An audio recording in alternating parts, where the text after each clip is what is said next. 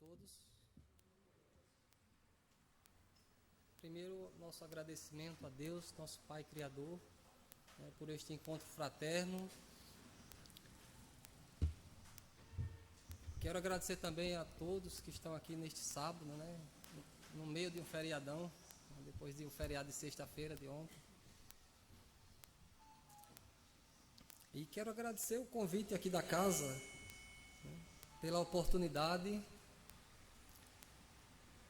de falar, de ser porta-voz, da história de um dos personagens mais fantásticos e apaixonantes do cristianismo primitivo, que é a figura de João Evangelista.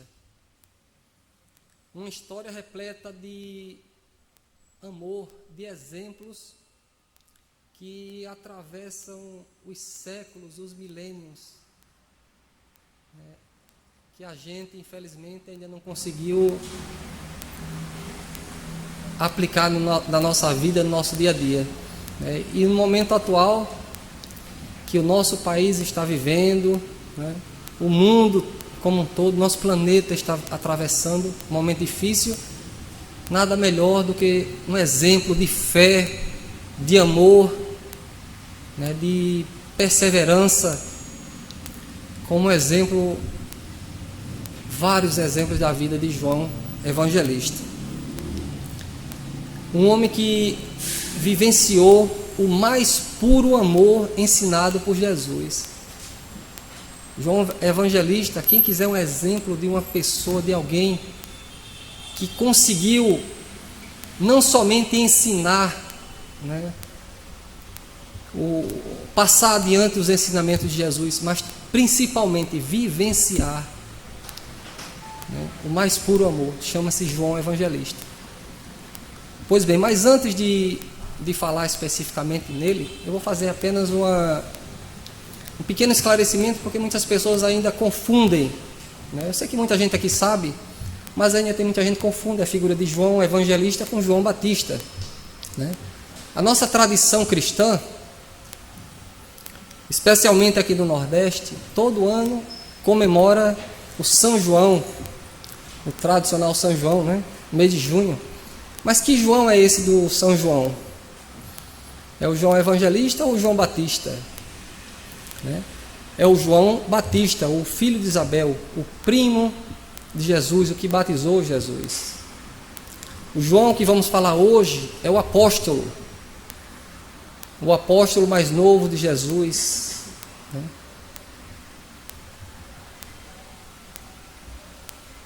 João Evangelista, ele nasceu na região da Galileia, numa aldeia, uma pequena aldeia chamada Betsaida.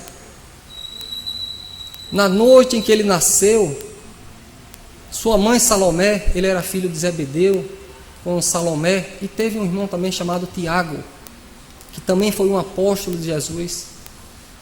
Na noite em que João nasceu, sua mãe Salomé foi tomada por uma chama de luz, jamais presenciada, jamais vista por aquela família. Fez-se um clarão tão grande que, igualmente, os pastores daquela região, isso foi numa madrugada, os pastores daquela região conseguiram ver essa luminosidade na casa deles. Além disso, a casa foi tomada, foi inundada por um perfume jamais sentido por aquela família. E eles conseguiram ouvir ainda um som, como se um coro de anjos estivesse entonando um cântico jamais ouvido por aquela família. Como se fossem os céus, o céu descendo à terra para homenagear que ele estava nascendo. Então já dá para a gente perceber que estava descendo das esferas celestes um missionário do Cristo, um missionário de Deus, para uma missão muitíssimo importante, que mais na frente a gente vai ver, que é a missão de colaborar com Cristo na missão de divulgação do Evangelho. Ainda muito jovem, João estava consertando redes no mar da Galileia, num barco, com seu pai Zebedeu e com seu irmão Tiago, quando Jesus se aproximou.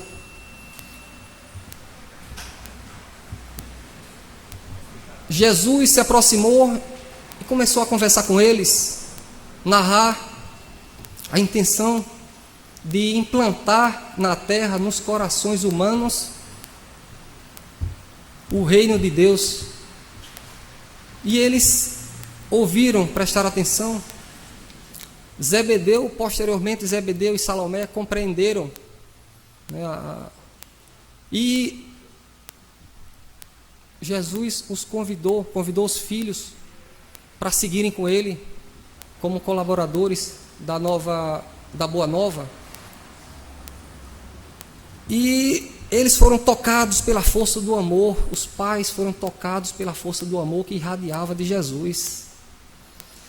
Jesus chegou para Zebedeu, o pai, e disse: o trabalho árduo é o meu gozo, o sofrimento o meu cálice, mas o meu espírito se ilumina da sagrada certeza da vitória. Está no livro Boa Nova, por Humberto de Campos.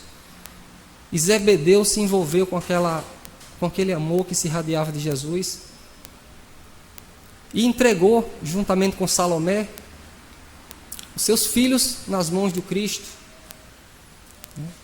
Precisa de uma confiança muito grande, né? Você entregar seus filhos nas mãos de outra pessoa. Mas ela se convenceu. Jesus tinha um amor tão grande que irradiava para quem estava por perto.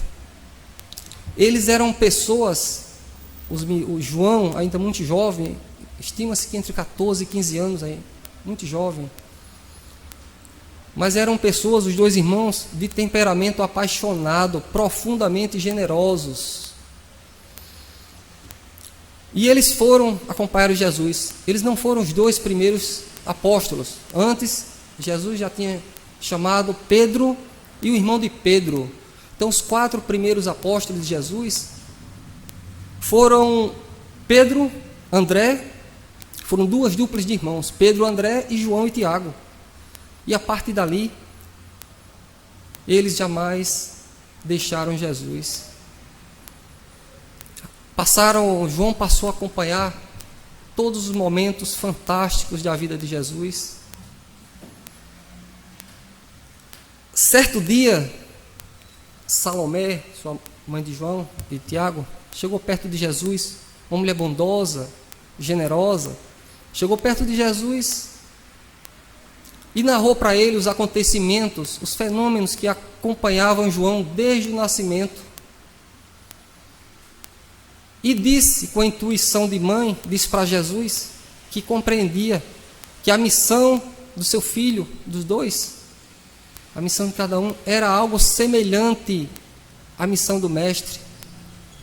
E como uma mãe que não diferencia, não tem diferença das mães de hoje, né, que só quer o bem para seus filhos, ela aproveitou o momento e pediu a Jesus que quando Jesus chegasse no reino dos céus, que colocasse os 2 filhos ao seu lado, uma à direita e outra à esquerda.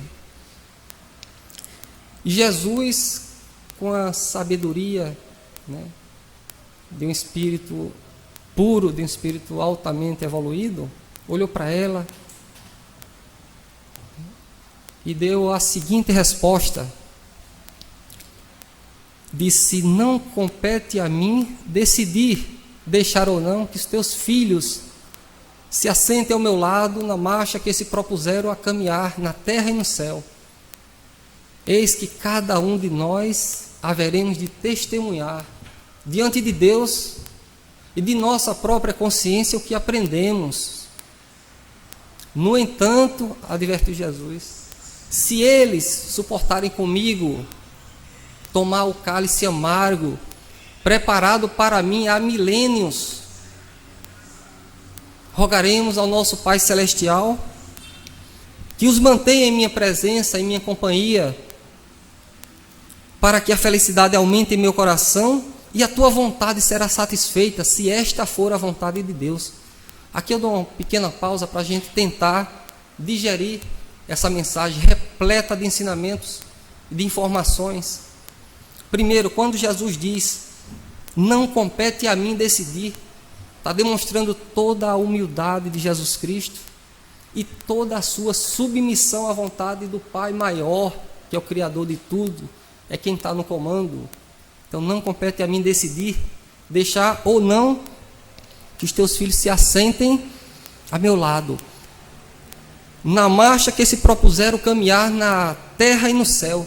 Que marcha que eles se propuseram? O que é que se propuseram como?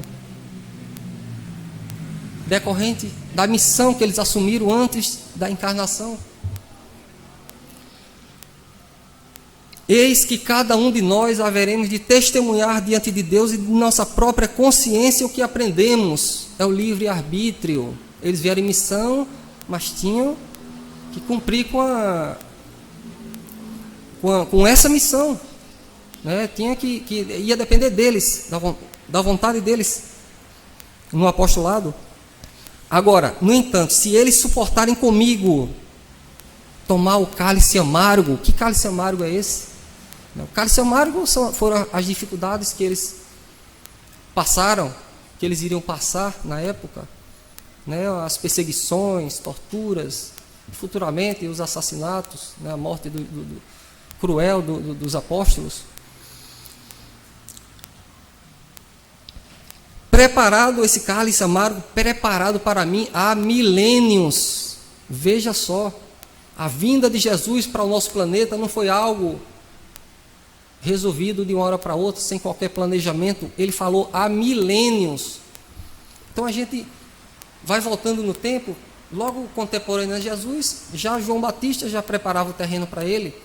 A gente vai voltar um pouco, recuando mais no tempo, 400 anos antes de Jesus, Sócrates, com a sua filosofia de conhece-te a ti mesmo, aproximadamente 400 anos antes de Cristo.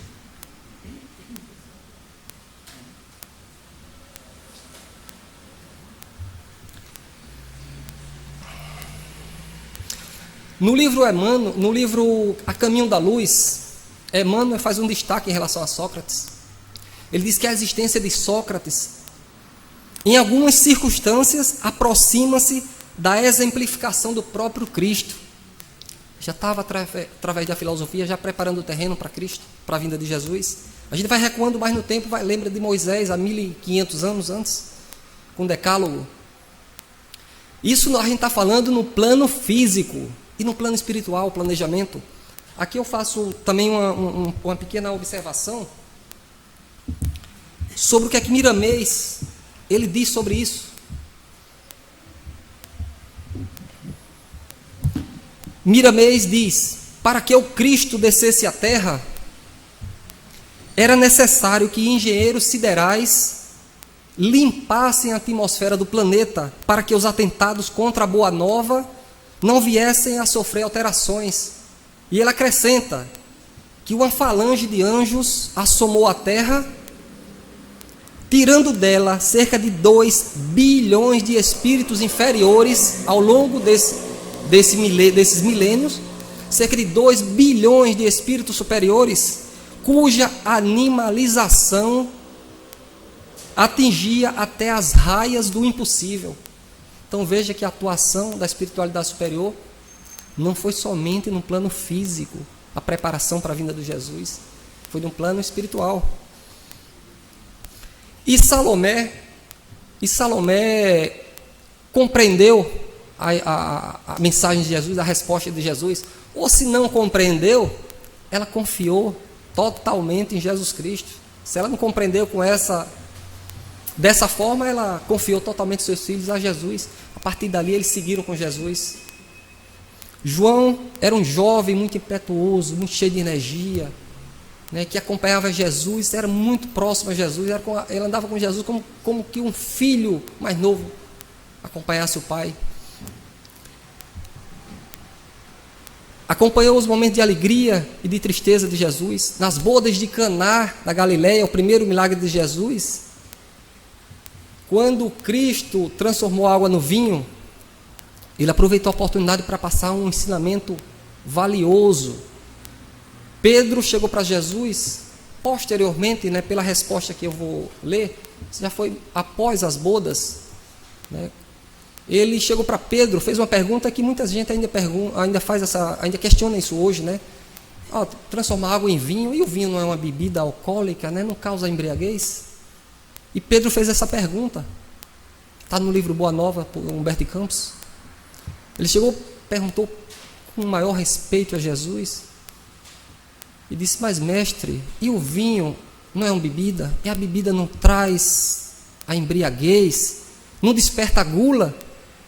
E Jesus, com toda a sua sabedoria, sorriu, compreendeu a extensão da pergunta e disse, e aproveitou para passar o ensinamento.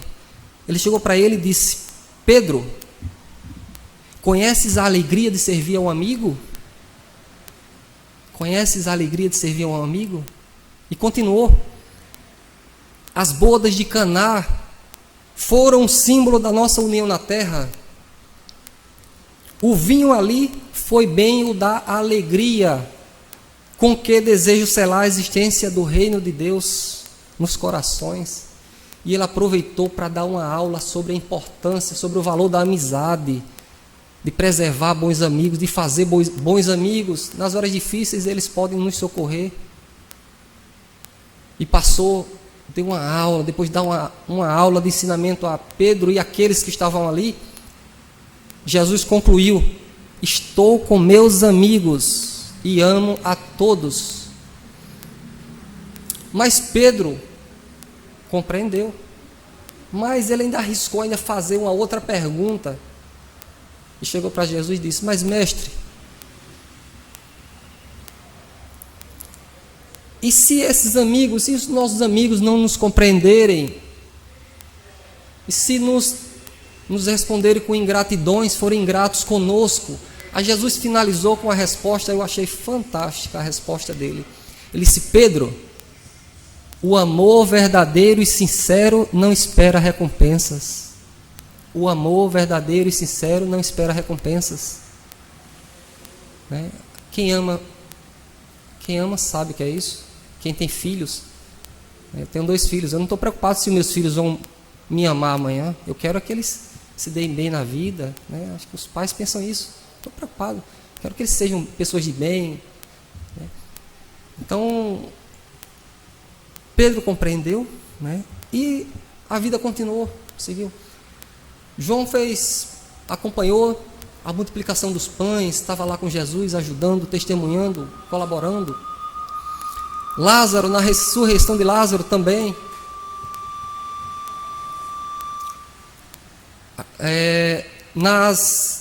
Caminhando sobre as águas, quando Jesus estava caminhando sobre as águas, também estava ele lá no barco João, junto com outros discípulos. João acompanhou as mais profundas pregações de Jesus, como o Sermão do Monte, na entrada triunfal de Jerusalém, quando Jesus entrou. No Monte Tabor, na subida do Monte Tabor, quando Jesus se transfigurou, né, e seu rosto resplandeceu como o sol, as suas roupas, as suas vestes ficaram brancas como a luz, e ele conversou com Moisés e Elias. Somente 3 discípulos estavam juntos, um deles João, os outros Pedro e Tiago, os 3 discípulos mais próximos de Jesus. Mais adiante, na última ceia, naquelas pinturas da última ceia, o que está logo ao lado dele é João, sem barba, que era jovem na época. Depois, na agonia do Getsêmani, no Jardim das Oliveiras, somente os 3 mais próximos de Jesus estavam lá. Quando Jesus teve uma grande tristeza, porque sabia que estava se aproximando a chegada dos soldados para prendê-lo.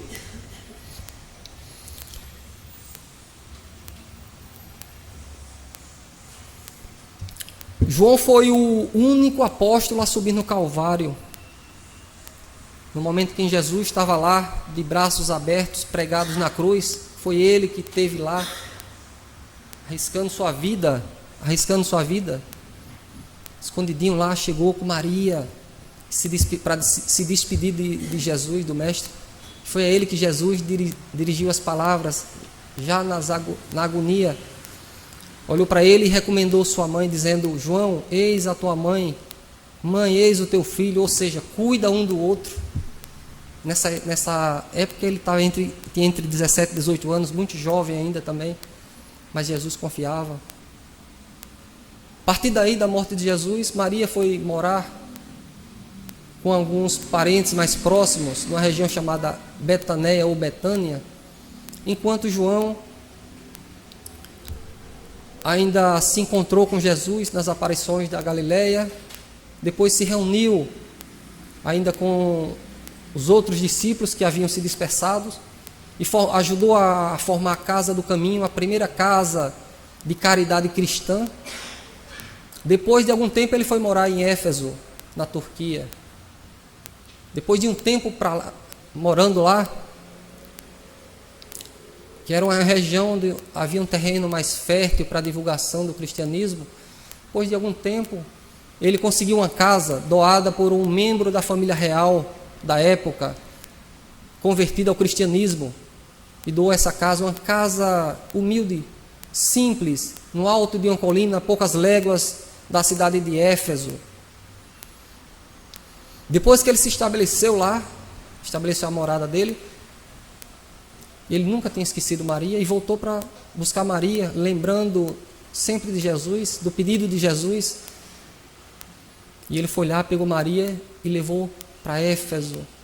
A casa, no alto de uma colina, vista para o mar, se tornou um manancial de riqueza, de consolo para os desesperados. As pessoas, quando souberam, os sofredores, quando souberam que Maria estava morando ali, a mãe de Jesus, passaram a frequentar todos os dias a casa para ouvir as mensagens de Maria, de João, sobre Jesus. Essa casa ficou conhecida posteriormente como Casa da Santíssima, depois da cura de um leproso, que disse: Maria, tu és a mãe de Jesus e a mãe santíssima, a mãe de todos nós. Enquanto isso, João ficava se dividindo, entre a casa e os trabalhos de divulgação na cidade de Éfeso. Depois da morte de Maria, já idosa, João se transformou no andarilho do Cristo. Passou a viver em plena natureza para poder divulgar o Evangelho onde tinha uma alma sofredora. Passou fome, perseguições, torturas, mas ele tinha uma característica fantástica. Ele tem uma qualidade impressionante. Nessa mensagem que a gente leu agora há pouco, fala muito bem sobre isso. Quando diz, se caíste em algum obstáculo, ergue-te e anda. João tinha essa qualidade, ele se reerguia das maiores adversidades com mais forças ainda. Nada intimidava João, fazia ele calar. Ele não reclamava de nada, nem se amedrontava. Era muito inteligente, falava 4 idiomas. Naquela época, os idiomas mais falados eram o hebraico, o aramaico, o grego e o latim. Ele falava todos, falava vários dialetos e tinha um amor incondicional a Jesus. Ele conhecia profundamente a história do velho continente, tinha dados concretos sobre a geografia do mundo, era fascinado por astronomia, adorava falar sobre as belezas do céu, falava com encanto, era uma pessoa adorável. Ele fez diversas viagens com Paulo de Tarso, diversas viagens, uma pessoa que ele admirava demais, um dos maiores divulgadores da doutrina cristã, Paulo de Tarso. Quem leu o livro Paulo e Estevão sabe disso. Quem não leu, trate de ler antes de desencarnar, para entender por que o cristianismo chegou até nós. É um livro para ser lido várias vezes. E as pancadas da vida aumentaram. Veio a morte de Tiago, seu irmão, sob a lâmina da espada. Quando ele soube, ele ficou triste, né? Quem é que não fica triste a morte de um irmão? A gente fica de um amigo, de uma pessoa querida, até de um conhecido, né? Todo mundo ficou triste com a morte de ontem, né, daquele ator. Todos nós, imagina do irmão. Mas João tinha uma qualidade fantástica. Ele se reerguia rapidamente, porque ele sabia, para subir, para querer evoluir, ninguém pense que vai evoluir sem lutar, sem as lutas do dia a dia. E ele sabia disso, ele se reerguia, incorporou os ideais do irmão e seguiu em frente, com mais vontade ainda, a capacidade impressionante dele se reerguer. Aí era que ele saía percorrendo as comunidades, divulgando o Evangelho de Jesus. Mais adiante veio a morte de Pedro, crucificado em Roma. Outro baque para ele, né, o mais velho dos apóstolos. E aconteceu a mesma coisa, ele soube, lamentou, né, mas se reergueu rapidamente. Lamentar, isso é característica nossa ainda, das pessoas que ainda estão precisando amar mais a Deus, né? Nós ainda precisamos, nós todos precisamos aprender com João, né? E ele continuou depois da morte de Pedro, se levantou, se reergueu e continuou divulgando. E mais adiante ele estava numa próxima a Roma, quando ele soube num sítio próximo a Roma, quando ele soube da morte de Paulo de Tarso. Foi quando ele se prostrou no chão e começou a chorar e rogou, pediu a Jesus que não desamparasse a família cristã, que precisava de um líder. Paulo era um líder. E foi nesse momento que uma luz desceu do céu sobre ele, e ele ouviu uma voz que disse bem assim: continua incorporado às forças e às virtudes, aos dons e ao amor dos que se sacrificaram em meu nome. Nenhuma criatura ficará só, porque Deus é justiça, e acima da justiça Ele é amor. Deus é justiça, e acima da justiça Ele é amor. Então nenhuma criatura ficará só. Mais adiante, ele foi finalmente preso. Conseguiram prender ele e levaram ele para uma ilha grega chamada Patmos, uma pequena ilha de pouco mais de 34 metros quadrados, inóspita, quase inóspita, pouca vida vegetal e animal, uma ilha formada por secreções vulcânicas. E ele passou a ser vigiado 24 horas por dia, já com mais de 80 anos de idade, cerca de 80 anos de idade. Mas, como diz Miramês, ele não se abateu, sozinho nessa ilha, só com os soldados vigiando ele. Diz Miramês que no mundo desconhecido, o amor é a pedra filosofal que tudo transforma. E João soube fazer isso, transformar essa ilha quase inóspita num paraíso.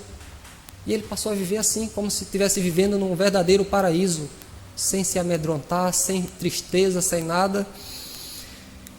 E por conta disso ele aprendeu a linguagem com os outros reinos, reino animal, vegetal. E ele passou a se comunicar com as plantas, com as árvores. Ele dizia que com os animais, ele dizia que os animais, as plantas têm vida e respondem ao carinho e ao amor. Tudo que tem vida responde ao carinho e ao amor, dependendo da forma como a gente se comunica. E ele aprendeu a fazer isso com os animais. Os soldados passaram a ter um enorme respeito por ele, passaram a ouvi-lo com frequência, passaram a chamar ele de Pai João, pelo tanto respeito que ele tinha. Um determinado dia, João, que já ficava livre, né, na ilha, um determinado dia os soldados procuraram João e não encontraram, e saíram procurando. Depois de muito tempo, avistaram ele em cima de uma pedra na beira da praia, falando com os peixes, falando para vários peixes que estavam lá, em cima da água, pertinho dele. Ele falando sobre Cristo para os peixes, e os peixes ouvindo. Ele tinha essa sensibilidade. Ele fazia as orações dele, ele vivia em constante oração. Ele fazia as orações e pedia que os ventos levassem a fala dele para os missionários de Cristo, para os sofredores. Então ele era essa figura amorosa, essa figura generosa, que tinha um amor impressionante a Deus e a tudo. Um determinado dia, um soldado chamado Apólio fez uma pergunta difícil de ser respondida, mas para qualquer um de nós aqui, não para João.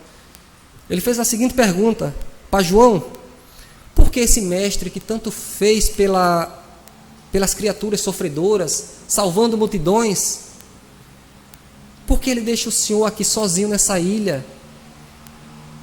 E esse evangelho que o Senhor fala tanto, os ensinamentos dele, não tem necessidade de ser divulgado? E João, com a serenidade e a sabedoria dele, ele respondeu, ele deu uma resposta que a gente pode aplicar para a nossa vida também, né? Se perguntar isso.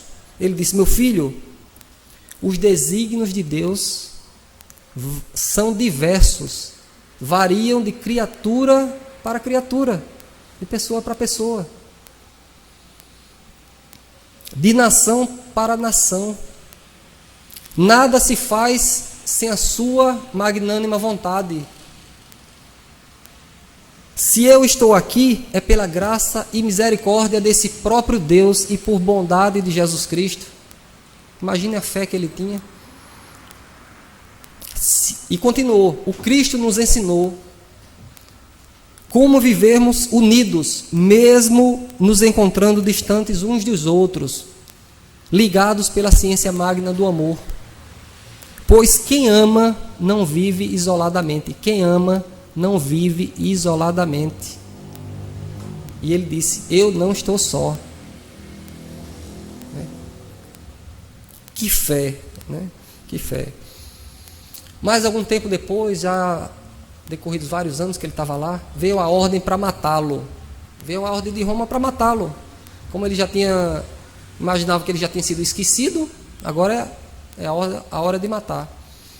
Os soldados ficaram perplexos quando receberam a ordem vinda de Roma, uma carta. Essa carta era para matar João. Quando eles viram, começaram a tremer e chorar, porque eles já estavam apegados a João e viram a pessoa inofensiva que era João. Chegaram para João, contaram, chorando, e leram a carta para João. Só que eles estavam chorando e, enquanto isso, João sorrindo. E eles leram a carta, a carta vinha com um tom de ironia no final. Eles dizendo que iam matar João em nome de Jesus. No final, depois de ler todo, iam matar em nome de Jesus. E João, sereno, respondeu: é em nome de Jesus que eles querem me enviar para a eternidade? Então que o Cristo os abençoe, por se lembrarem do nome do Mestre dos Mestres, que veio erguer a humanidade para as regiões de luz. E os soldados, chorando, disseram que não poderiam fazer nada, tinham que cumprir a ordem. Por quê? Porque eles disseram: se a gente não cumprir a ordem, os nossos familiares que estão em Roma vão sofrer as consequências, e depois a gente. E a morte teria que ser cruel. Naquela época as mortes eram bem cruéis. A dele seria colocar ele num tacho cheio de azeite, fervendo. Prepararam tudo. Quando chegou a hora de colocar João nesse tacho, João pediu antes para fazer uma prece, para fazer uma oração. Abençoou os soldados e fez uma prece, ajoelhado de frente para o tacho, cheio de azeite, já pronto, fervendo. E foi nesse momento que ele ouviu uma voz que disse: João, tem bom ânimo, meu filho, porque a porta pela qual passarás para junto de mim é estreita. A partir desse momento, ele não viu mais nada e ele foi jogado dentro do tacho. Passou uma semana fervendo lá no tacho. Uma semana depois, os soldados ainda chorando, resolveram tirar o que sobrou, se é que sobrou alguma coisa, né? Uma pessoa com mais de 80 anos ser jogada dentro de um tacho de azeite fervendo, pelo menos um rescaldo lá para botar dentro de uma cova e fazer um enterro digno para ele. Pelo menos um pouco digno. E para a surpresa deles, quando eles reviraram o tacho, isso está no livro, João saiu inteiro, sem nenhuma queimadura e sorrindo, como se tivesse vindo de uma longa viagem. Aí aqui eu paro um pouco, abro um parêntese, porque é um fato que muitos duvidam, né? A gente tem uma certa dificuldade para compreender os mistérios das leis divinas, né? E aqui eu faço esse pequeno parêntese, eu abro esse pequeno parêntese para dar uma explicação. A editora teve um cuidado que eu achei bem legal de explicar isso aqui. Quando eles receberam o livro para publicar e eles viram essa passagem, eles colocaram uma nota de rodapé. Eu vou ler aqui essa nota de rodapé para a gente entender melhor o que significa. Eles disseram o seguinte, abre aspas, muitos têm questionado a respeito desta passagem. Também nós, ao recebermos o livro para análise e publicação, a questionamos e procuramos o médium João Nunes Maia. Lembramos-nos com nitidez do olhar profundo, olhos rasos d'água, respondendo-nos com humildade. Abre aspas, palavras do médium.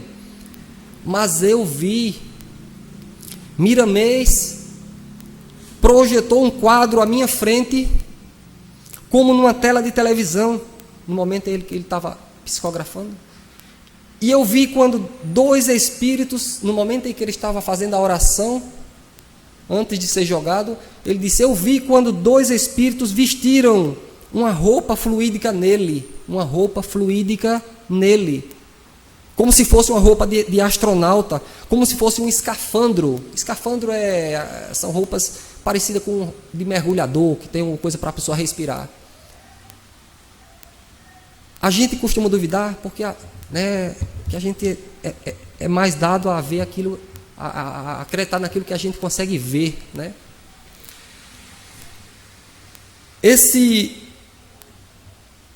Essa passagem,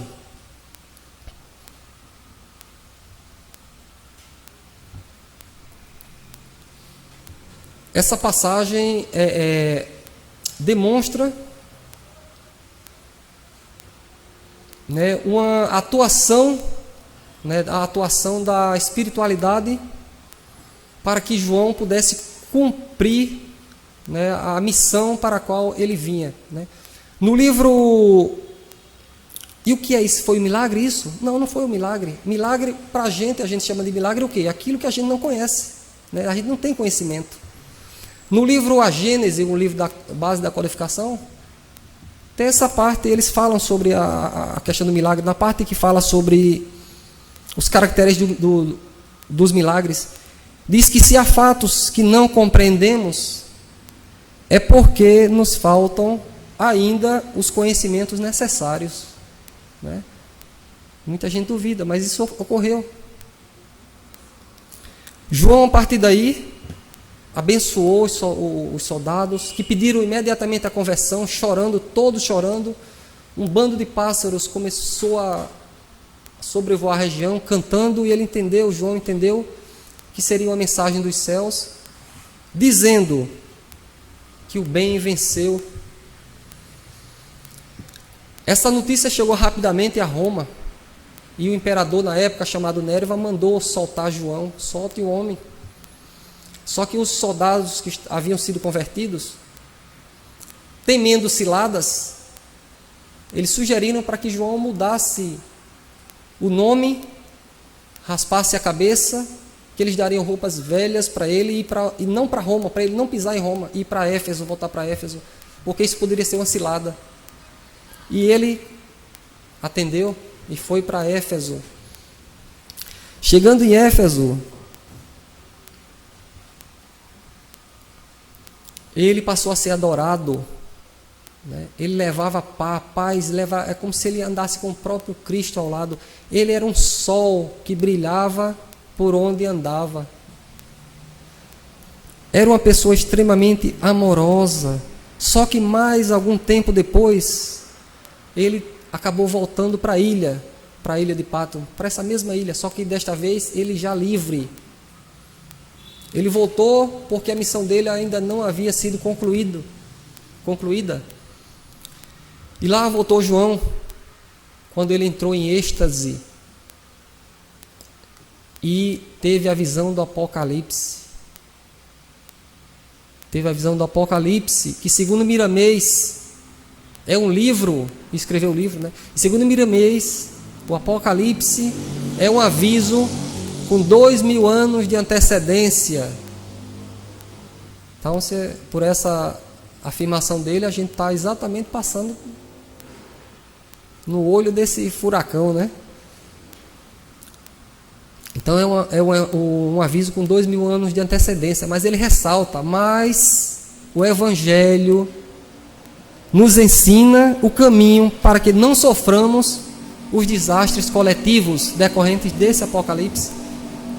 Mostra que o Evangelho é a fonte de tudo, de todas as riquezas. Soube-se depois que os soldados foram posteriormente convertidos, que os soldados convertidos foram pegos em Roma. Falta quanto tempo? 10. Soube-se depois, vou andar um pouco mais, que os soldados que haviam sido convertidos foram pegos em túmulos, em catacumbas romanas, em esconderijo, porque naquela época as reuniões cristãs eram escondidas, né? Nas catacumbas, em cavernas, e esses soldados foram pegos, posteriormente, esses soldados convertidos, foram pegos e impiedosamente crucificados, né? Depois do Apocalipse, João voltou para Éfeso, e lá morreu com quase 100 anos de idade, e foi o único apóstolo a morrer em paz. O único apóstolo a morrer em paz. Diz Miramês que ele foi recebido no plano espiritual por sua mãe Salomé, por Zebedeu, por Maria. Quando ele viu Maria, se ajoelhou e começou a beijar Maria. Paulo de Tarso, e posteriormente por Jesus, pelo próprio Mestre. O tempo passou, né, e a Europa estava vivenciando 9, 10 séculos depois, uma onda negra se espalhando pela Europa, onde muitos que se diziam em nome de Cristo estavam matando, espalhando terror pela Europa, através das cruzadas, depois queimando através da Inquisição. E Jesus, o nosso verdadeiro governador do nosso orbe, atento a tudo, reuniu os espíritos mais destacados no plano espiritual, dentre eles João Evangelista,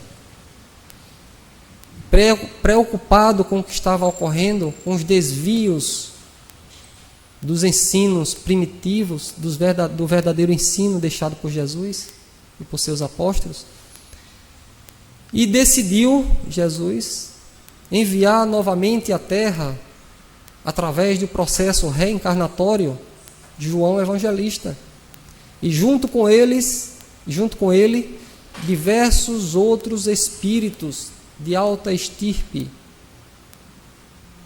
para colaborar com João e com o próprio Cristo, para tentar, através do exemplo, corrigir os desvios que estavam ocorrendo nas mensagens evangélicas. E no ano de 1182, reencarna na Itália, numa cidadezinha chamada Assis, João Evangelista, no seio de uma família chamada Bernardoni. No dia em que ele nasceu, a mãe já vinha tendo sonhos com isso. Era uma família rica. E no momento do nascimento, o pai, que era um comerciante rico, estava viajando. E ela estava com a criada, com a empregada. E apesar do luxo da casa onde morou, procurou um local parecido como o local onde Jesus nasceu, em Estibaria, perto dos animais. E ele nasceu exatamente perto de animais. E ela, a intuição de mãe, resolveu colocar o nome dele de João, a intuição materna. Posteriormente, quando João chegou, quando o pai dele chegou, Pedro Bernardoni, não gostou muito do nome João. Aí resolveu, naquela época, quem mandava em casa era o homem ainda, né? E ele resolveu mudar. Ele não gostou do nome João e resolveu mudar. Ele disse que foi por conta de um sonho que ele teve com o pai Francisco. E resolveu botar o nome dele de Francisco. E aí nós conhecemos, a humanidade passou a conhecer João Evangelista na pele de Francisco de Assis, onde viveu durante 44 anos. Francisco de Assis, coincidentemente, né, gostava muito de animais, né, o protetor dos animais. Coincidência, né? O conhecimento que ele já tinha adquirido, o contato com os animais, a linguagem com os outros reinos da ilha de Pátimos, na figura de João Evangelista. Mas algum tempo se passou, não parou por aí não. Depois ele viveu 44 anos e voltou para o plano espiritual. Mais alguns séculos se passaram. E no século XIX, Deus envia para a Terra o Consolador prometido por Jesus. E no ano de 1857 é publicado na Europa o Livro dos Espíritos, um livro que atualmente com 1018 perguntas e respostas. E nos prolegômenos do Livro dos Espíritos, que é a parte introdutória do livro, né, vários espíritos superiores, a pleiade de espíritos que assinam o Livro dos Espíritos. O primeiro nome a constar é o nome de João Evangelista, que mostra a sua preocupação, a sua determinação, o seu amor pela humanidade, com a causa cristã. Essa pessoa que tem exemplos para dar para a gente, né, nesse momento difícil que nós todos estamos passando. E eu encerro esta exposição com a mensagem do próprio João, quando ele foi libertado na ilha de Pátimos. Os soldados que o libertaram e haviam se convertidos ao cristianismo chegaram para ele e disseram: Pai João, antes de ele ir embora, ensina-nos, dá-nos uma mensagem para que a gente consiga viver conforme os ensinamentos desse Cristo que a gente não conheceu. E ele olha para eles